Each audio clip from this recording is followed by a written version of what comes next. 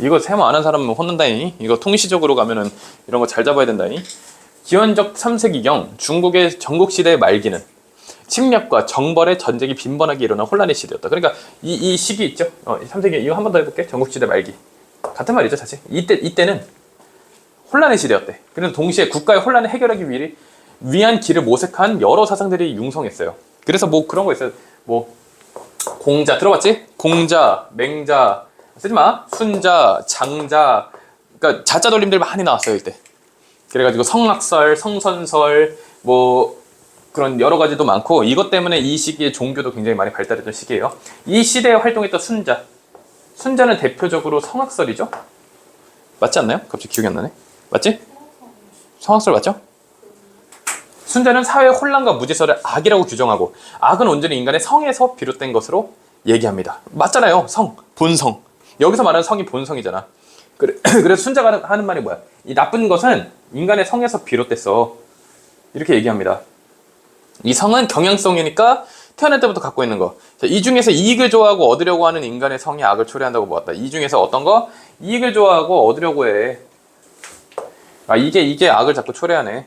왜? 사회적 자원이랑 재원은 한정적이야. 사람들이 모두 이기적인 욕망을 그대로 쫓게 돼. 그러니까 우리가 갖고 있는 자원은 한정적이죠, 얘들아. 자원은 한정적인데 사람들이 그걸 다 갖고 싶어 해. 예를 들어서 너네들이 공부하는 것도 마찬가지예요. 대학의 개수가 한정적이고, 그러니까 가고 싶은 대학의 개수는 한정적인데 가고 싶은 학생이 많으니까 경쟁을 하잖아요. 그러면 사람들이 이기적이게 되죠.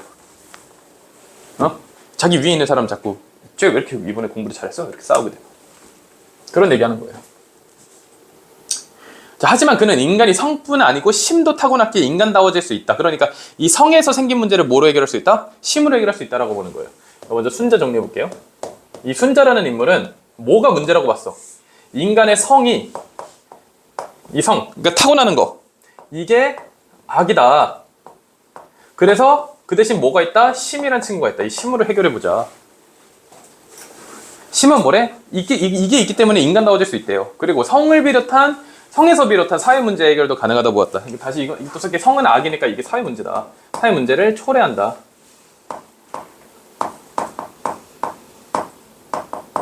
근데 이 심으로 해결할 수 있다라는 거예요. 심은 인간의 뭐래? 인지 능력이다. 생각을 하세요. 라는 거예요. 본성대로 악하게 살지 말고 생각을 하세요. 인간의 감각기관이 가져온 정보를 종합해. 그러니까 생각이죠. 우리가 보고 느낀 거를 가지고 인식하고 판단해야 돼. 그래서 심은 성이 합리적인지 판단해서 성을 통제한대. 그러니까 지금 얘를 통제한다. 이렇게 생각하면 되겠죠. 이런 심의 작용을 통해 가지고 인간은 배움을 실천할 수 있는데 이와 같은 인간의 의식적이고 후천적인 노력. 그러니까 봐봐. 이 심을 통해 가지고 우리가 노력해. 인지 능력을 바탕으로 노력해. 그래서 이 친구로 좀 더 발전하면은 우리는 그 결과값으로 위를 얻을 수 있어요. 인위라고도 불러요. 인위적이다 할 때 그 인위랑 같은 거예요. 이해 갔어요? 자, 순자는 성을 변화시키는 이 위의 역할을 강조했어요. 이 위가 중요하다. 특히 이 위의 핵심으로서 예를 언급한대. 이거 봐. 성심 위, 예 나오니까 헷갈린다고. 정리를 잘해야 된다고. 타고난 본성이 성인데 이건 악하지. 그래서 이거를 바꾸기 위해서 심을 활용해야 돼. 심을 활용해서 우리가 나올 수 있는 결과값이 위야. 근데 위 중에서는 뭐가 있어? 위의 핵심으로는 예가 있다. 예라는 친구가 있다. 이건 뭔데? 이것을 실천하세요. 얘는 위를 축적해가지고 완전한 인격체가 된 성인이 만든 사회적 규범이야. 그러니까 얘는 뭐야? 이 위를 바탕으로 만든, 위로 만든 규범이야. 얘들아, 위라는 거는 뭔지 알겠지? 심을 잘 갈고 닦아, 노력을 통해서. 그러면은 위가 생겨요. 그럼 위를 갖고 있는 사람이 뭐예요? 성인, 똑똑한 사람들. 그 사람들이 봤을 때 일반 사람들은 성을 이겨 못 이겨. 일반 평범한 사람들은 성을 못 이겨내고 악해지지, 너네 같은 사람들. 그러면 어떻게 해야 돼? 이 규범을 만들어. 이것대로 따라만 해. 그게 바로 얘다. 이렇게 정리하면 되잖아요. 자, 그래서 이는 개인의 도덕 규범이자 나를 다스리는 규범. 여기저기 다 써먹는 거야. 한 명을 가르칠 때도 되고 나를 다스릴 때도 된다. 모든 행위의 기준이에요. 그래서 위로 만든 규범이자 행위의 기준이에요. 그러면은 개인의 기준이야, 나라의 기준이야? 얘들아? 뭐 그냥 막 대답한다. 개인도 되고 나라도 된다 그랬잖아. 모든 것의 기준이라고. 됐죠? 근데 중요한 거는 얘의 중요한 기능은 뭐예요? 신분적 차이로 구분해요. 근데 무조건 좋은 거니까 신분제 폐지 아니에요? 아니에요. 신분을 구분합니다. 여기서는 신분을 얘를 바탕으로 구분해야 된다고 봐요. 자, 무슨 말이냐면은 자신이 갖고 있는 얘의 수준에 따라 가지고 그러니까 배움의 수준, 얼마나 성을 통제하고 있느냐에 따라서 직분이 나뉜다는 거야. 예를 들어서 악한 마음이 너무 커서 통제가 안 돼. 그런 사람이 통치하면 돼, 안 돼? 안 되죠. 그래가지고 그 얘를 바탕으로 해서 신분을 나눈다. 그게 오히려 현명하다라고 본 거예요. 그래서 얘기합니다. 인간의 욕망 추구를 긍정해. 사람마다 욕망을 추구하는 정도가 달라. 욕망을 너무 많이 추구해. 그거는 뭐야? 뭐가 통제가 안 돼? 성이 추구가 안 된다는 얘기죠. 이해 가요? 그렇기 때문에 다툼과 쟁탈이 없는 안정된 사회를 만들 수 있다고 생각했다. 이거를 잘 활용해야 된다고 본 거예요. 자, 이때 순자는요. 군주를 얘의 근본으로 규정하고 그의 역할을 중시한대요. 그러니까 봐봐. 이 얘의 최고, 제일 높은 그 단계가 뭐겠어? 당연히 군주겠죠. 다스리는 사람. 그래서 이 얘가 제일 높아졌을 때, 제일 높게 잘 활용해야 되는 사람이 바로 군주라는 거예요. 그럼 얘는 군주가 만드는 거예요? 그게 아니죠. 얘를 잘 활용하는 거, 얘를 만드는 거는 성인, 현자 이런 사람들. 그래서 당대의 요구에 맞춰서 얘를 제정해야 된다. 얘를 제정한다라는 거는 그러니까 결국에는 아까 말했던 것처럼 현인이랑 성인들이 이 얘에 대해서 기틀을 다져놓으면은 그 순간에 살고 있는 백성들은 법을 따라야 될 거 아니야. 그 법을 이 얘를 바탕으로 제정한다라는 거예요. 됐어요? 그거를 얘를 제정한다라고 얘기하는 거죠. 구체적으로 군주는 백성들의 직분을 정해줘요. 이 얘를 바탕으로 너 이 어떤 역할에 어떤 일에 이렇게 정해주고. 됐죠? 그리고 그들을 가르쳐요. 그래가지고 결국에 순자가 얘기한 거는 이 군주 자체가 성인이나 현인이 돼야 된다라고 본 거예요. 그러면은 나라 전체가 선한 사회가 된다. 순자는 당대 사상가들과 다르게 사회 문제를 외적 상황에서 찾지 않고 인간의 타고난 성향, 악하다라고 봐서 그것을 바꿔야 된다. 후천적 노력. 그러니까 이 얘가 바로 후천적 노력이지 이 가능성을 신뢰했다. 질문 있나요? 여기 있는 거 다 썼어? 지운다. 그럼 나아갈게요. 자, 여기까지가 순자였습니다. 질문 풀때 네. 읽고 가야 되는 거구나. 네, 그렇게 하면 좋아요. 그렇게 하면 좋아요. 반드시 그렇게 할 필요는 없는데 그렇게 하면 좋아요. 나는 어차피 지문만 분석하기 때문에 이렇게 하는 거예요. 나와볼게요. 좀만 힘내. 자, 홉스예요. 홉스가 살던 17세기예요. 이때는 종교전쟁과 내전을 겪으면 혼란스러웠어. 아까 위에서는 중국의 케이스였는데 이번에는 서양으로 갑니다. 왕의 권력은요 신으로부터 부여받은 것이라는 왕권 신수설의 사람들의 의문을 품어요. 그러니까 이 당시에 원래는 지배적이었던 아이디어가 뭐였어? 신이 왕한테 힘을 줬다. 이런 상황에서 홉스는 어떻게 하고 싶어? 이 혼란을 해결하고 싶어서 신이 아니고 인간에 대해서 이제 고민하기 시작해요. 그러니까 왕권 신수설 다음 세기인 거야. 홉스가 이제 그 아이디어를 낸 게 그 이유는 뭐야? 종교 전쟁이 생기면서 이 종교에 대한 회의감이 생기는 거예요. 왜냐면은 그 전에는 왕이 뭔 얘기했어? 신이 나를 시켰다. 나는 그래서 이렇게 대단한 너희들을 통치할 힘이 있다라고 했는데 이제는 어때요? 그렇지 않아진 거죠. 뭔가 이상하지 않아? 라는 생각을 하게 되고 인간에 대한 탐구를 시작해요. 그래서 홉스로 갑니다. 홉스.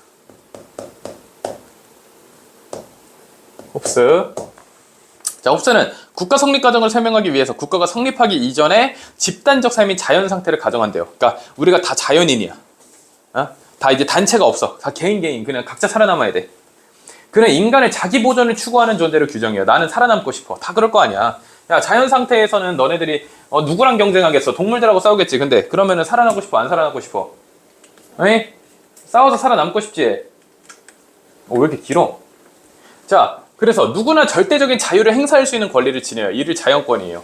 그러니까 먼저 첫 번째 자연 상태를 가정해서 이 자연 상태 속에서 인간은 뭘 가진다? 자연권을 가진다. 그거는 뭐예요? 자유롭게 뭔가를 할 수 있다. 어떤 행동을 할 수 있다. 그 상황에서 인간은요, 살아남기 위해서 내 이익만 추구하면서 끊임없이 싸워요. 왜? 예를 들어서 너네들이 서로 다 자연인이야. 완전 자연 상태 인간들이라고. 근데 너네 가운데다가 내가 빵을 하나 딱 던졌는데 너네 3일씩 굶었어. 그럼 뭐 할래? 너 하나, 나 하나 이렇게 나눠 먹을래? 이 개 같은 것들 막 머리끄댕이 자꾸 내 거야. 이거 해 안 해? 그렇게 한다고 그거를 뭐라 불러? 만인에 대한 만인의 투쟁. 이 자연권을 부여를 하게 되면은 이 당시에는 어떤 상태가 일어난다고? 만인의 만인 투쟁이 일어나요. 서로 개 싸운다고. 하지만 이 상황에서 인간이 느끼는 죽음에 대한 공포는 평화와 안전을 바라기도 한다고. 너네가 머리끈에 싸우면서 내 거야 하지만 와씨 그러면은 빵 줄 때마다 이렇게 싸운다고? 그러다 나 죽는 거 아니야? 이렇게 해가지고 뭔 생각해? 평화와 안전도 필요한데 이런 생각이 든다고. 그래가지고 이 마닝의 그 서로 막 싸우다 보니까 어떤 생각을 해요? 아, 우리 그만 싸울까? 이런 생각 해 안 해? 하겠죠. 슬슬 이제 평화를 찾고 싶다고. 그리고 내가 빵을 좀 많이 준다 생각해봐. 그러면은 굳이 다 싸울 필요 있어? 점점 평화를 생각하게 된다고. 이때 인간의 이성은요, 평화로운 상태로 나아가기 위한 최선의 법칙을 발견해요. 어떻게 우리가 싸우지 않아도 될까? 그게 바로 자연법이에요. 여기서 2단계로 나아갑니다. 자연법을 만들어요. 자연법 제정. 자, 이거는 뭐냐면요, 가장 근본적 원칙, 평화를 추구하고 따르자. 이런 자연법을 만들게 돼요. 그리고 이것을 위해서 인간의 이성은요, 자연 상태에서 가져온 권리, 이 자연권 중에서 일부를 내려오면서 뭐한다? 포기한다. 오케이, 포기. 내가 갖고 있던 권리 중에 일부 포기할게. 내가 이거 다 뺏어가지고 내가 다 처먹고 싶은데 조금 참을게. 권리를 포기했어. 그래서 그렇게 되는 거예요. 그러면서 근데 이제 어떤 일이 생겨? 내가 이거 포기할게 해놓고 뒤에서 몰래 챙겨. 그러면 어떻게 돼? 어떻게 막을 거야 그거? 그러면 다시 싸우겠죠. 다시 만만투하는 거 아니야? 만인에 대한 투쟁? 그러면은 뭐 해야 돼? 서로 진짜 안 한다 약속해야 되죠. 그게 바로 사회계약. 됐어요? 그래가지고 이 단계에서 일부 포기를 해야 되면서 사회계약의 단계로 나아가는 거예요. 이렇게 읽었지? 너네도 읽을 때. 이렇게 안 읽었으면 좀 공부 좀 열심히 하세요. 자, 개인이 자기 보존을 위해 살아남기 위해서 자발적으로 동의한 사회계약은 2단계에 걸쳐 이루어집니다. 첫 번째, 개인과 개인은 적대적인 행위를 중지하고자 자연권을 포기. 자연권 대부분이에요. 이번엔 일부가 아니고 대부분 뭐한다? 포기합니다. 오케이? 나도 하고 싶은 거 많은데 나도 선생님이 시험 보라고 하면은 그냥 찢어버리고 바닥에 똥 싸고 싶은데 참을게요. 이렇게 되는 거예요. 이해 가요? 근데 문제가 뭐였어? 누가 위반해. 아, 시험 보기 싫어. 찍뿡 했어. 그거 어떻게 막을 거야? 그래서 쉽게 이거를 터뜨릴 수 있어요. 그래가지고 뭐가 필요해? 그것을 막을 강제력, 그리고 집행할 수 있는 힘의 소유자. 그러니까 이렇게 하는 거예요. 넷이 이렇게 계약을 했으면은 자, 이 중에서 짱을 정하자. 그래서 이 중에 한 놈이 뭔가 잘못하면은 그 한 대장이 걔 패자. 이렇게 했어. 그러면 나머지가 아, 맡기는 싫은데 제가 힘 제일 싸던다. 그러면서 이제 참게 돼요. 이에 개인은 계약 위반을 제재할 공동의 힘을 지닌 통치자와 두 번째 단계의 계약을 맺어요.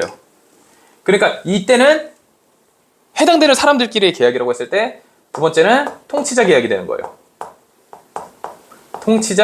통치자의 뭐래? 권리 양도야.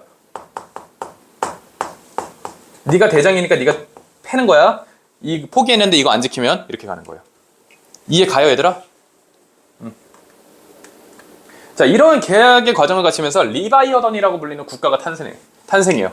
리바이어던은 뭐냐면 레비아탄 들어봤어요? 레비아탄은 같은 그냥 그 번역상의 차이야. 리바이어던은 본래 성서에 등장하는 무적의 힘을 가진 바다 괴물이야. 홉스는 이를 통해 가지고 계약으로 탄생한 국가의 강력한 공적 권력을 강조한 거야. 근데 봐봐, 너네가 그러니까 리바이어던이 그러니까 리바이어던은 엄청 힘이 센 괴물이지. 근데 국가를 그 힘이 센 괴물로 부른 이유는 자, 4명이 합쳤을 때 힘이 셀까? 아니면은 100명이 합쳤을 때 힘이 셀까? 100명이 합쳤을 때는 힘이 엄청 세지겠지. 근데 이게 국가 단위면은 국가의 힘이 엄청 세진다는 거예요. 한 명의 힘보다.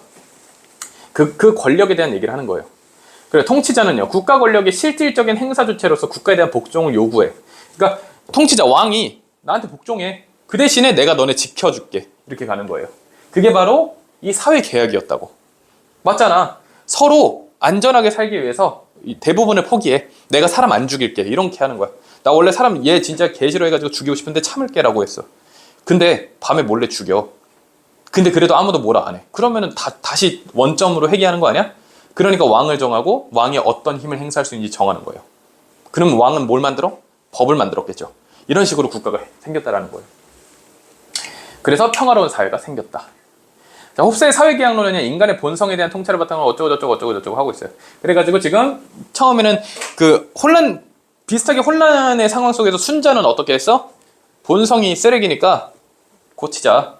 심으로 고치자. 위로 해가지고. 그러면은 그걸 가지고 이제 아이디어를 만든 게 얘다. 얘를 가지고 신분제도 이렇게 나누고 이렇게 하면 된다. 홉스는 자연 상태에 있는 애들 개 싸우니까 너네 사회계약 했잖아. 이 정도 포기하기로. 그 대신에 통치자가 통제할 거 이렇게 갔다라는 거야. 됐어요? 어려운 거 하나도 없는데요? 원진구 최고의 국어학원 성공적인 입시를 위한 성공 솔루션